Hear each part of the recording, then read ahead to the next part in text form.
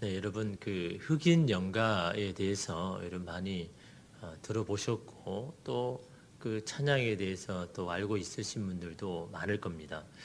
교회에서 흑인들이 모여서 이렇게 박수를 치고 몸을 움직이고 열정적으로 이렇게 이러면 찬양을 하지 않습니까? 찬양을 하는 그들의 얼굴에는요 기쁨으로 가득하죠. 그래서 대부분의 가사들도 소망이나 기쁨에 관한 가사들이 참으로 많습니다. 하지만 미국의 노예 시대에 여러분 흑인 노예가 행복할 일은 여러분 있겠습니까? 그들의 삶은요 고생과 고통뿐입니다. 끊임없는 노동이 매일 반복되었습니다. 그들은 다들 가난했고 또 가족들이 각자 다른 곳에서 팔려서 다 뿔뿔이 흩어지는 것이 바로 그들의 삶이었습니다. 사랑하는 사람과 함께 할 수 없는 그런 삶을 살아간 것이 여러분 흑인 노예 아닙니까? 그들의 삶은 비참했지만 당시 불렀던 흑인 연가는요 기쁨으로 가득했습니다. 특별히 천국에 대한 이런 노래를 많이 불렀습니다. 그것은 바로 미래에 이루어 주실 하나님의 축복과 하나님의 나라를 바라볼 때 실제로 기쁨이 넘쳤다는 겁니다. 기뻐하기 위해서 기쁨의 노래를 부른 게 아닙니다. 기뻤기 때문에 여러분 기쁨의 노래를 부른 것입니다. 현실은 비참한 삶이지만 그러나 미래의 소망 그걸 열어주실 주님으로 인해서 너무 기뻐가지고 여러분 그 교회에서 여러분 찬양하면서 기뻐하는 것이 그게 흑인 영화 아닙니까? 내 이 슬픔을 이기려고 부른 게 아닙니다. 실제적으로 그들 안에 그런 기쁨이 솟았기 때문에 여러분 그렇게 기쁨으로 여러분 찬양을 드린 겁니다. 기쁨이 임하는 곳은 기뻐할 조건이 생겨서 기뻐하는 것이 아니라 미래에 대한 소망을 실제적으로 가졌기 때문에 이런 기뻐하는 것 아닙니까? 로마의 박해 중에 있었던 자들에게 바울은 이렇게 권면했습니다. 로마서 8장 18절에 보니까요. 생각하건대라는 것은요. 내가 곰곰이 생각해 보니까 진지하게 생각해 보건대 내가 정말 비교해 보건대 현재의 고난은 장차 우리에게 나타날 영광과 비교할 수 없다. 내가 앞으로 하나님께서 받을 그 영광을 생각하니까 그것과 지금의 이 현재 고난을 비교해 보니까 이건 비교조차 안 된다라는 거죠. 그 하나님의 영광을 바라보니까 지금 내가 겪고 있는 이것은 아무것도 아니라는 것을 알았다라는 것을 바울이 지금 여러분 고백하고 있지 않습니까? 그것이 여러분 박해 중에서도 여러분 기쁨으로 살 수 있던 이유였다라는 거죠. 생각하였다라는 겁니다. 지금의 현실을 생각하는 것이 아니라 앞으로 이루어 주실 그 하나님에 대해서 생각해 보니까 여러분 이 현실을 다르게 보게 되었다라고 이런 말하고 있지 않습니까? 그런데 여러분 실제로 사람들은 어떻습니까? 형편이 좀 나아지면 얼굴이 펴지고 형편이 또 어려워지면 이러면 얼굴이 굳어져 버리는 것이 이런 우리 대부분 우리 인간들 아닙니까? 그래서 기뻐할 수 있는 조건만에 찾기에 목을 메고 어떻게든 조금이라도 빨리 변화될 수 있는 것에 이런 우리의 주의를 기울이지 않습니까? 인내하지 못하고 조급해야 합니다. 그것은 바로 미래에 대한 소망이었기 때문입니다.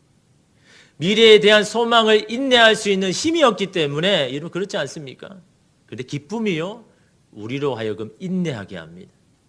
하나님께서 이루시고 만드실 그것을 기다릴 수 있는 인내는요 기쁨을 통해서 여러분 오는 겁니다. 여러분 야고보는 시험 가운데 있는 자들에게 이렇게 말합니다. 야고보서 1장 2절에서 3절에 보니까 내 형제들아 너희가 여러 가지 시험을 당하거든 온전히 기쁘게 여기라. 이는 너희의 믿음의 시련이 인내를 만들어내는 줄 너희가 알미라. 이 너희가 알미라라는 게 이름 중요한 겁니다. 너희가 알기 때문에 내가 이렇게 말한다라는 겁니다. 다시 말하면 시험 가운데 기뻐할 수 있는 이유, 기쁨으로 맞이할 수 있는 것은 무엇 때문입니까? 그 시험의 유익을 아는 사람은 그렇게 하더라는 거죠. 그 시험을 통해서 내가 어떻게 달라질 것을 분명히 아는 사람은 그 시험에 대해서 기쁘게 여긴다라는 겁니다. 그래 시험 나한테 와라. 이 시험을 통해서 나를 단련시키고 연단시켜서 미래를 준비하게 만들 거야 라는 것을 분명히 아는 사람은요. 그 시험을 기쁘게 여기더라는 거죠. 근데 그 시험에 대해서 또 시험이 오냐라고 또 내가 이런 어려움을 겪었냐라고 생각하는 사람은요. 이러면 이 시험을 주는 유익을 분명히 모르기 때문에 이런 그런 거 아닙니까? 준비가 안 된 사람에게 이런 갑자기 생긴 재물과 권력은요 항상 문제를 일으킵니다. 그러므로 재물과 권력을 막연히 바라보기보다는요, 그것을 잘 선용할 수 있는 그릇을 준비하는 것이 먼저입니다. 그 그릇을 준비시키는 것이 바로 시험이고 실패 아닙니까? 지금의 어려움 아닙니까? 여러분, 배우자를 위해서 기도하는 청년들도 마찬가지입니다. 좋은 배우자를 위해서 기도하는 것 좋지요. 그러나 여러분, 먼저 내가 좋은 배우자가 되는 것이 먼저 아닙니까? 내가 좋은 배우자가 되지 못하면요, 아무리 좋은 배우자를 만나도 여러분, 그런 행복한 가정을 이룰 수가 없는 겁니다. 근데 사람들은 막연히 좋은 남자, 좋은 여자, 좋은 배우자 만나기를 그렇게 원하죠. 그 좋은 배우자를 만나면 내가 좀 달라질 것이라고 여러분 생각하지 않습니까? 아닙니다. 내가 좋은 배우자가 되지 못하면요, 아무리 여러분 좋은 배우자 만나도 행복한 가정을 이룰 수가 없는 겁니다. 여러분, 전 세계가 한국 코로나 방역 시스템에 찬사를 보냅니다. 또한 이런 방역 시스템을 도입하려고 하고 배우려고 합니다. 한국이 이처럼 여러분 이 코로나 바이러스의 방역을 잘 대처하는 것은요, 이미 예전에 중증 급성 호흡기 증후군인 이 사스 때의 실패가 있었기 때문입니다. 그때가 어땠습니까? 세계에서 두 번째로 사망자가 많이 나온 그런 국가의 오명이 있었지 않습니까? 여러분, 그 오명을 지우기 위해서 지금까지 준비해 온 겁니다. 여러분, 한 번씩 신촌 세브란스나 명지병원 가보면요, 여러분 밖에 뭔가 이렇게 만들어 놓은 걸 못 보셨습니까? 방역 시스템을 이미 이전에 몇 년 전에 구축하고 있었던 겁니다. 아니, 지금 뭐 전염병도 일어나지 않는데 왜 저런 걸 하느냐라고 생각할 수 있지만요, 그때의 실패를 여러분 기억하기 때문에 여러분 그렇게 준비를 다 해온 겁니다. 갑자기 여러분 뭐 짠하고 이렇게 한국 방역 시스템이 나타난 게 아닙니다. 그때 실패가 있었기 때문에 그때부터 여러분 준비해 나왔기 때문에 실제적으로 이 코로나 바이러스가 발병할 때 여러분 그것을 써먹는 거 아닙니까? 그래서 여러분 방역이 잘 된 것이지, 준비를 해왔기 때문에 이런 것이지, 아무 준비 없이 여러분 그렇게 한 게 아니더라라는 거죠. 여러분, 그런 준비를 안 해온 나라들은요, 다 지금 그걸 통제하지 못하고 있지 않습니까? 준비된 그릇이 사용되는 것처럼 그런 준비의 시간들이 있었기에 이런 가능한 겁니다. 우리는 이 지금의 이 코로나 사태를 통해서도 분명히 배울 것이 있고 수정하고 우리가 준비해야 될 게 있다라는 겁니다. 앞으로 다가올 더 큰 위기 가운데 우리의 것들을 그릇을 준비해 나가야 그때가 되어도 여러분 우리가 당당하게 그것을 여러분 맞이할 수가 있는 것 아닙니까? 여러분의 지금의 어려움도 마찬가지입니다. 이전에 우리가 그것을 미리 준비했다 그러면요, 아무리 지금의 어려움이 와도 우리는 그거를 잘 견뎌낼 겁니다. 근데 아무런 준비 없이 맞이하니까요, 지금이 어려운 겁니다. 어떻게 할 수가 없는 겁니다. 여러분, 그건 준비를 잘 해오고 있습니까? 여러분, 우리에게 지금 필요한 것은요, 이 슬픔 중에도 기뻐하는 겁니다. 왜요? 그 기쁨이 우리로 하여금 준비하게 하니까요. 어떤 상황에도 기뻐할 수 있는 비결을 아는 것이 중요한 겁니다. 왜냐하면 기쁨 중에 소망이 넘치니까. 기쁨 중에 여유가 있으니까. 기쁨이 없는 사람은요, 소망도 없고 여유도 없는 겁니다. 앞으로 어떻게 해야 될지 모르는 겁니다. 그래서 여러분, 기쁨이 중요한 겁니다. 오늘 본문에도 여러분 바울은요, 우리에게 기뻐하라고 말씀하죠. 4절에 보니까 주 안에서 항상 기뻐하라. 내가 다시 말하노니 기뻐하라. 바울은 우리에게 선택을 하라고 말하는 게 아닙니다. 명령입니다. 기뻐하는 것은 내가 선택할 수 있는 것이 아니다라는 겁니다.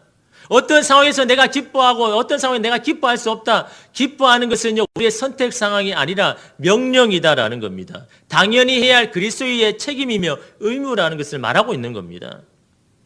바울은 이 기뻐하라라는 것에 하나 더 언급하죠. 항상입니다.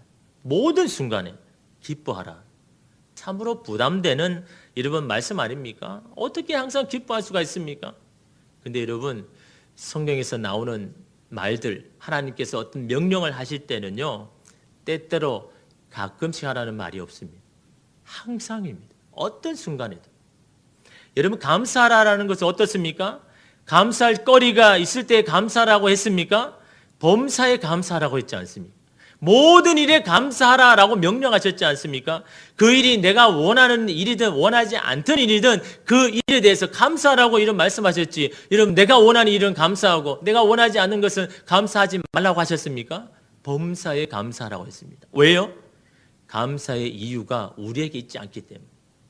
좋은 일이든 나쁜 일이든 그 재료를 가지고 만드시는 분은 하나님이시기 때문에, 그것을 통해서 선하게 만드실 분은 하나님이시기 때문에 우리가 어떤 일을 만나든 그 일에 대해서 감사의 이유가 바로 거기에 있는 겁니다. 나에게 있지 않다라는 겁니다. 기도하라는 것은 또 어떻습니까? 기도할 마음이 생기면 기도하고 그렇지 않을 경우에 기도를 쉬라고 했습니까? 쉬지 말고 기도하라고 했지 않습니까? 어떤 순간에도 기도를 쉬어서는 안 된다고 말씀하셨지, 어떤 순간에는 내가 마음이 안 들 때는 기도하지 말라라고 하셨습니까? 기도를 쉬라고 했습니까? 쉬지 말고 기도하라고 했습니다. 왜 그렇습니까? 왜 쉬지 말고 기도해야 됩니까? 그 기도를 들으시는 주님도 쉬지 않기 때문에. 내 마음의 상태와 상관없이 주님은 내 기도에 귀를 기울이시기 때문에 너희들은 쉬지 말고 기도해야 된다라고 그렇게 이런 명령하셨지 않습니까? 이런 염려도 마찬가지입니다. 6절에 한번 보십시오.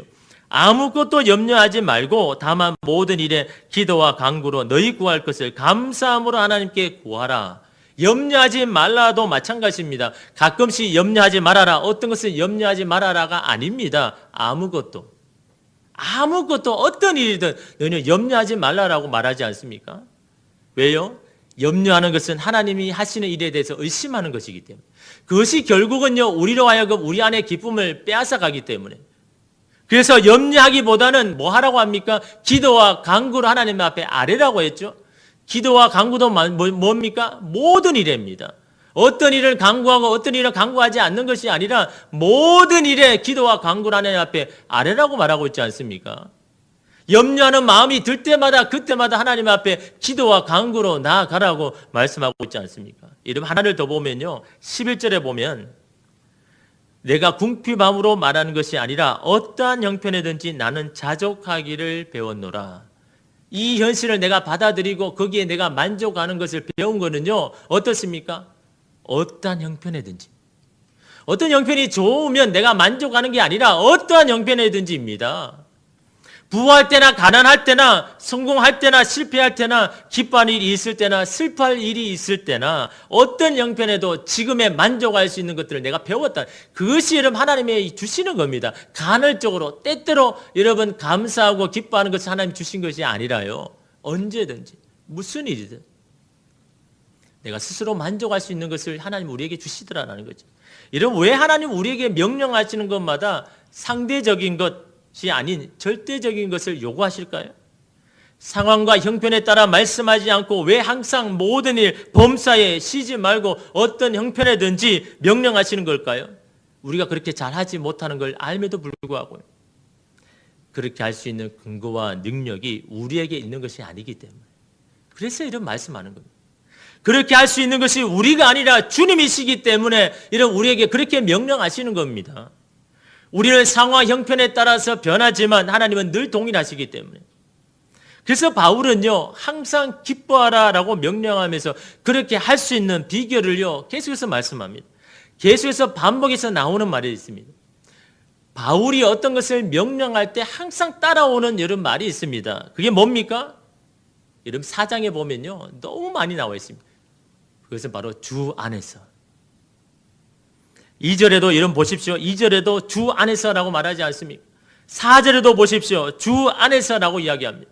7절에도 보십시오. 그리스도 예수 안에서라고 합니다. 10절에도 주 안에서, 13절에도 내게 능력 주시는 자 안에서 내가 모든 것을 할 수 있느니라.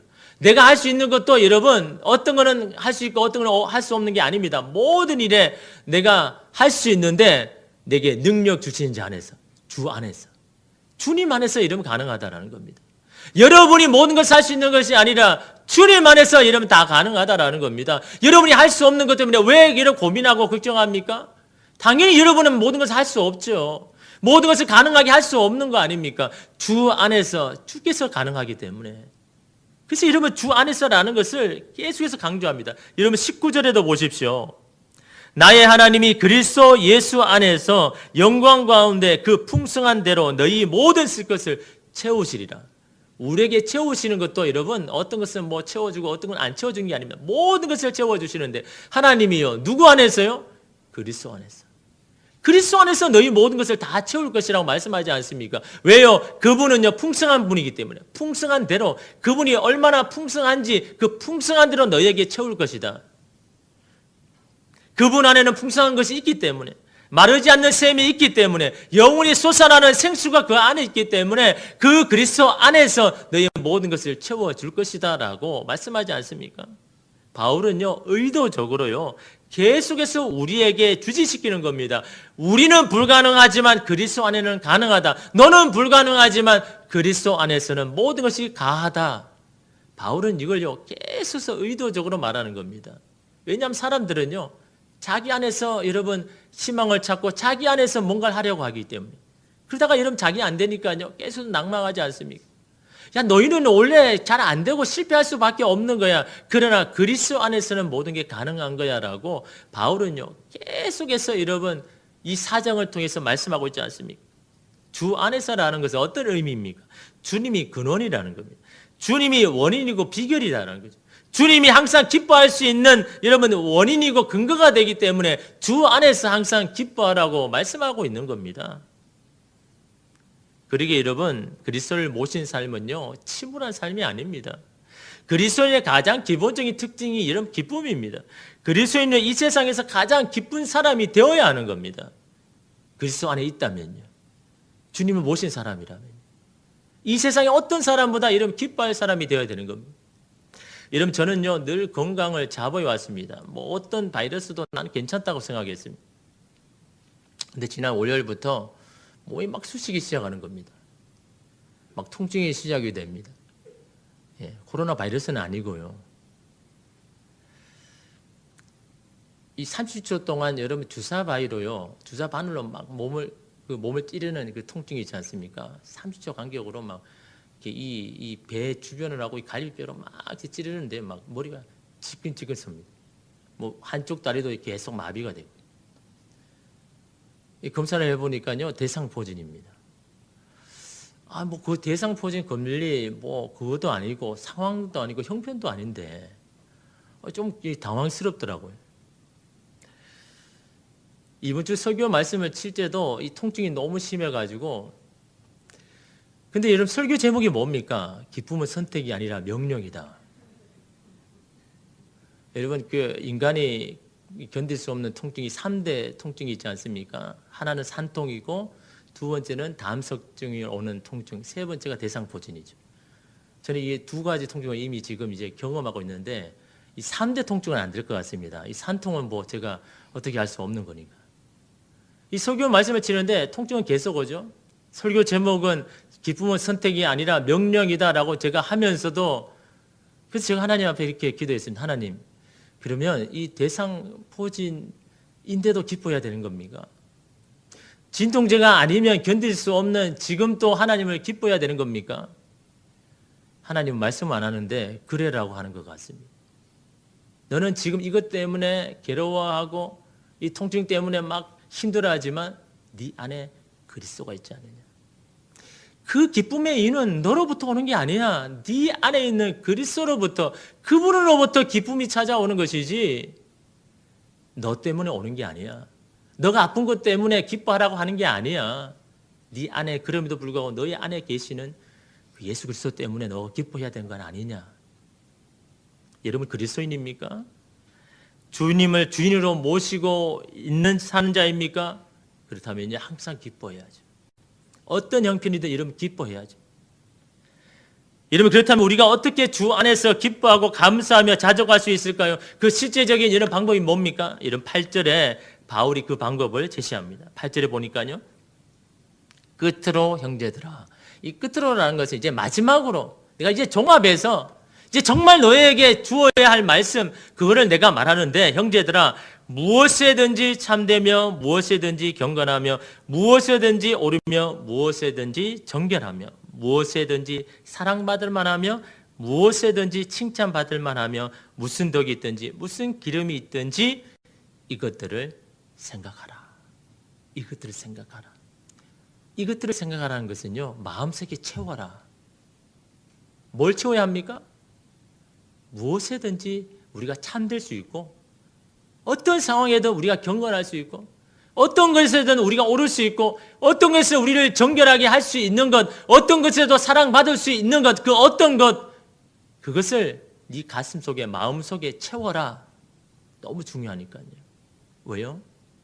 여러분, 사람은요, 마음속에 채워 있는 것을 가지고 여러분 느끼고 생각하고 반응합니다. 채워진 것이 우리의 태도와 행동을요, 여러분 좌우합니다. 예수 그리스도를 우리 마음속에 채워야 하는데 어떻게 채웁니까?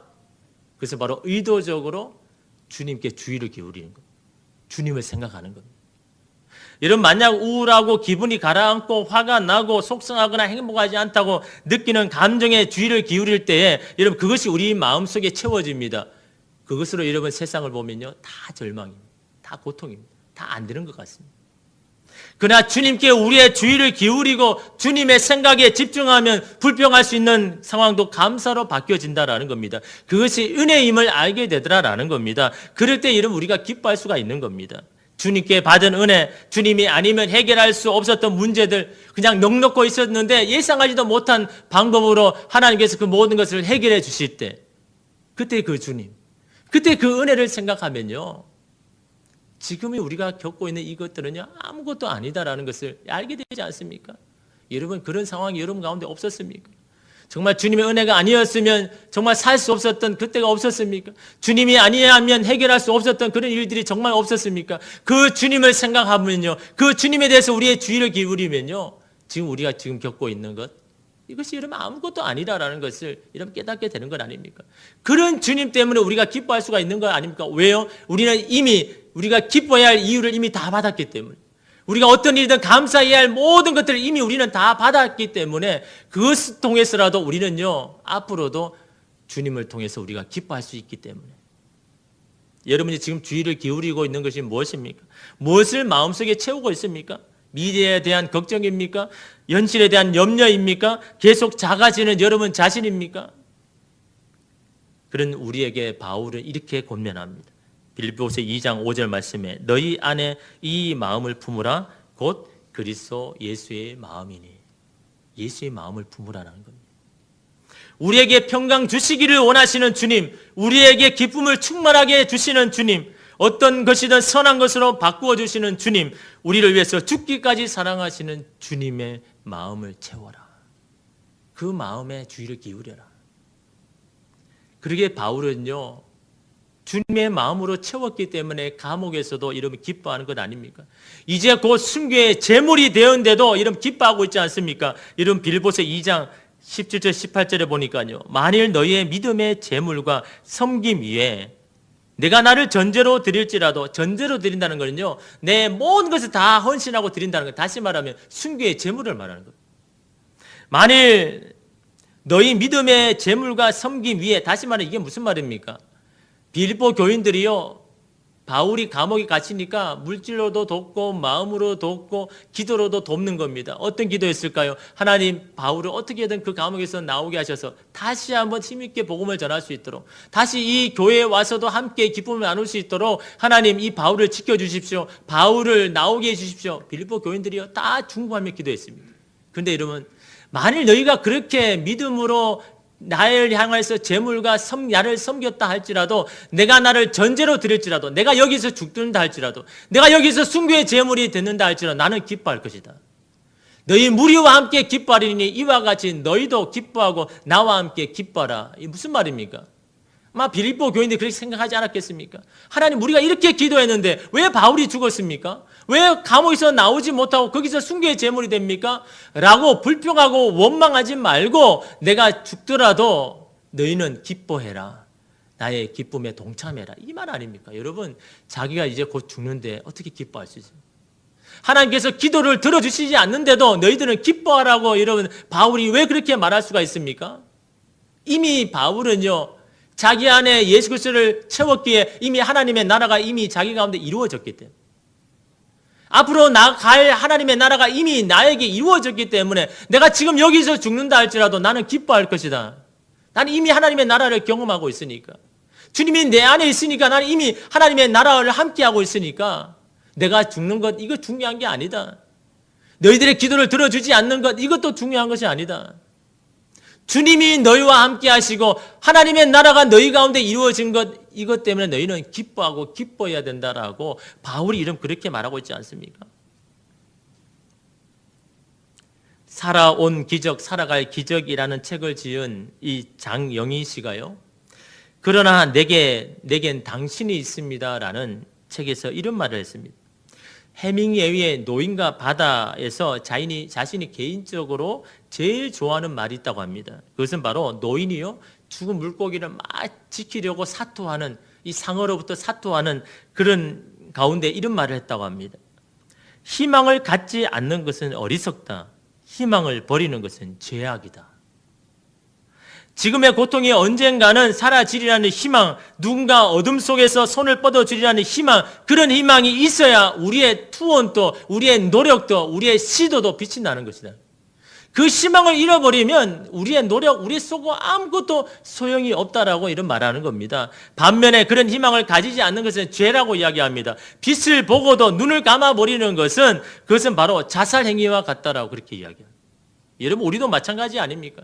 기쁨의 근원이 되시는 주님이 옆에 있음에도 불구하고 그 주님에 대해서 마음을 닫아버리고 그 주님에 대해서 눈을 감아버리고 그 주님에 대해서 의식하지 않고 여러분 그 주님에 대해서 마음을 닫아버린다면 그것이 죄라는 겁니다. 그것이 자살 행위와 마찬가지라는 겁니다. 주님 없이 행복하기를 원하고 주님 없이 기뻐하기를 원하는 것, 그것 자체가 죄라라고 이런 말하고 있는 겁니다. 주님이 내 안에 계시는데, 주님이 여전히 여러분과 함께 하시는데 그 주님에 대해서는 마음을 닫아버리고 길을 닫아버리고 있는 그 자체가 바로 주님 앞에서 죄라는 것을 이런 말하고 있지 않습니까? 여러분, 기쁨이라는 영어 단어가요, rejoice입니다. 이 re라는 것은 다시 도로 아닙니까? 그러면 이런 기쁨이라는 것은요, 받은 것을 되돌려준다는 의미가 이 기쁨 안에 있는 겁니다. 무엇을 말합니까? 인간은요, 기쁨의 근원이 아니라 메아리 같은 존재라는 겁니다. 하나님께 기쁨을 받은 것을 되돌려주는 것이 바로 기쁨이다라는 겁니다. 주님으로 인해서 기쁨을 받은 바울은 어떻게 합니까? 그걸 간직하고 있습니까? 그냥 나만 가지고 있습니까? 계속해서 그 기쁨을 되돌려주고 있지 않습니까? 여러분, 서신서를 보면요, 기뻐하라. 너희는 기뻐해야 된다. 왜요? 내 안에 기쁨을 이미 채웠으니까. 그 기쁨이라는 것은 계속해서 메아리 치면서 그냥 나에게 되돌려줘야 되는 거기 때문에. 그래서 이런 바울은 어떻게 합니까? 2장 18절에 보니까 이와 같이 너희도 기뻐하고 나와 함께 기뻐하라. 내가 지금 누리고 있는 기쁨, 너희도 이 기쁨을 누려라. 오늘 말씀에도 주 안에서 항상 기뻐해라. 내가 다시 말하노니 기뻐하라. 자신이 그 기쁨을 소유하지 않는 사람이 이런 말할 수가 있는 말입니까? 명령할 수가 있습니까? 아니, 자기도 기뻐하지 못하는데 왜 우리에게 명령해? 자신 안에 기쁨이 있기 때문에 이런 명령할 수가 있는 겁니다. 주님 안에서 참다운 기쁨을 내 안에 내가 간직하기 때문에 이러면 다른 사람에게도 말할 수가 있는 겁니다. 당당하게 말할 수가 있는 겁니다. 여러분, 오늘 종료주일이죠. 우리를 구원하러 오신 주님을 기쁨으로 환영하는 날 아닙니까? 예수님이 예루살렘에 입성할 때 거기에 있는 모든 백성들이요, 기쁨으로 환영했습니다. 기쁨의 이유가 뭡니까? 예수님이 자신들의 희망이었기 때문에, 예수님이 자신을 구원해 줄 유일한 메시아로 믿었기 때문에, 예수님께 주의를 기울이고 예수님께 집중했기 때문에 그들은 기쁨으로 이름 찬양한 겁니다. 여전히 여러분 달라진 건 아무것도 없지 않습니까? 예루살렘 입성했다고 이러면 달라지는 게 있습니까? 아닙니다. 그러나 모든 백성들이 기뻐할 수 있는 이유는요, 예수님께 희망을 두었기 때문입니다. 예수님께 주의를 기울였기 때문에 그들 안에 여러분 이 기쁨이 샘솟는 겁니다. 그래서 여러분 마태복음 21장 9절 말씀은요, 그냥 하는 말이 아닙니다. 호산나 다윗의 자손이여 찬송하리로다 주의 이름으로 오시니여. 가장 높은 곳에서 호산나 하더라 찬양했습니다. 기뻐했습니다. 여기서 호산나가 무슨 뜻입니까? 나를 구원하소서. 더 깊은 의미는요, 지금 이곳에서 나를 구원하소서. 주님이 나를 구원하실 자라는 것을 확실히 믿었기 때문에 이러면 그 예수님을 찬양하는 겁니다. 기뻐하는 겁니다. 여러분, 주 안에서 기뻐하십시오. 주님으로 인해서 기뻐하십시오. 주님 때문에 이러면 기뻐하십시오. 그 기쁨이 여러분 가운데 있습니까? 그럼 기쁨을 여러분 가족에, 동료에게 여러분 나눠줘야죠. 그럼 너희도 기뻐해라. 내가 다시 말하지만 너 어떤 순간에 너 기뻐해라. 여러분, 그렇게 말할 수 있는 저와 여러분 되기를 원합니다. 그것은요, 기쁨 안에 있는 자지. 내 안에 기쁨이 있는 자가 그렇게 말할 수 있지 않습니까? 여러분이 여러분 메아리가 되어서, 기쁨의 메아리가 되어서 이 땅에 여러분 슬픔 가운데 있는 모든 자들에게 기쁨을 메아리칠 수 있는 여러분 저와 여러분 되기를 간절히 소망합니다. 기도하겠습니다.